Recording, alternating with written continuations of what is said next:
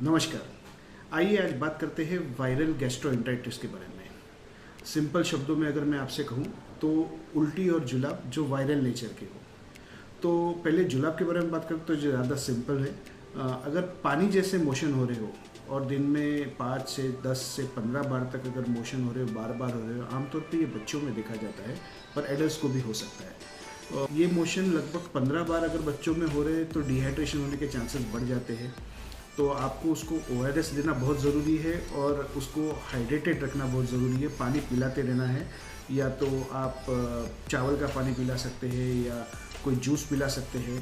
पर कई बार गैस्ट्रोएंटेराइटिस में और वायरल लूज मोशन के पहले एक दिन के लिए वॉमिटिंग भी होती है। ये मेरे 25 साल के प्रैक्टिस में मैंने देखा है कि वॉमिटिंग केवल एक ही दिन की रहती है और बाद में लूज मोशन स्टार्ट होते हैं सेकेंड डे से, जो तीसरे या चौथे दिन पीक होती है और बाद में वो सबसाइड हो जाती है।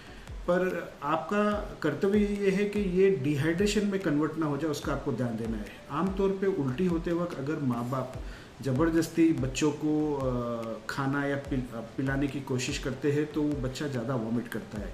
तो इसमें आपको ध्यान रखना है कि जो खाने की मात्रा और पानी की मात्रा है वो बिल्कुल कम हो।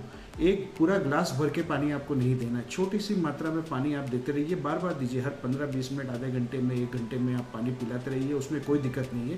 पर पूरा पेट भर के अगर उसने खाया या पिया तो या तो उसको उल्टी जैसा महसूस होएगा, जिसको हम नौशिया कहते हैं, या तो फिर वो वॉमिट कर देगा और विद एवरी वॉमिट उनका डिहाइड्रेशन बढ़ते जाएगा। एडल्ट्स हालांकि इस बात को समझ सकते हैं, तो एडल्ट्स को भी कम खाने का और कम पीने का सेवन करना है जब उनको उल्टी हो रही हो।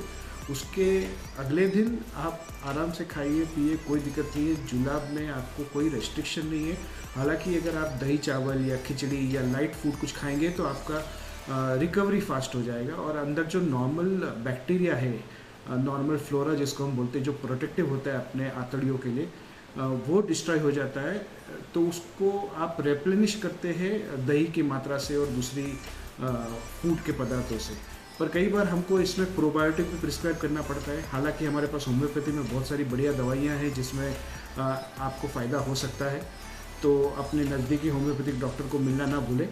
और आपको एक और चीज़ का ध्यान रखना है कि अगर वॉमिटिंग और लूज मोशन के साथ अगर ब्लड कहीं जा रहा है मोशन में बाय किसी भी कारण से, तो आपको तुरंत ही किसी डॉक्टर को संपर्क करना है। तो ये था वायरल गैस्ट्रोएंटेराइटिस के बारे में। अगर आपको इन्फॉर्मेशन अच्छी लगी हो तो कृपया इसको लाइक करना, शेयर करना, और कुछ अगर आपके पर्सनल एक्सपीरियंस हो तो कमेंट में लिखना ना भूलें। धन्यवाद। डॉक्टर गिरीश सोनी आपसे इजाज़त।